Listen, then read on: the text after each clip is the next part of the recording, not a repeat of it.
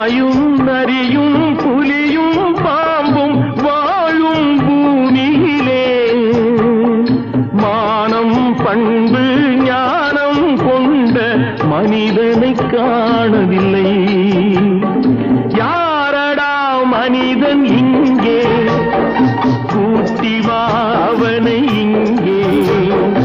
இறைவன் படைப்பில் குரங்குதான் நீதி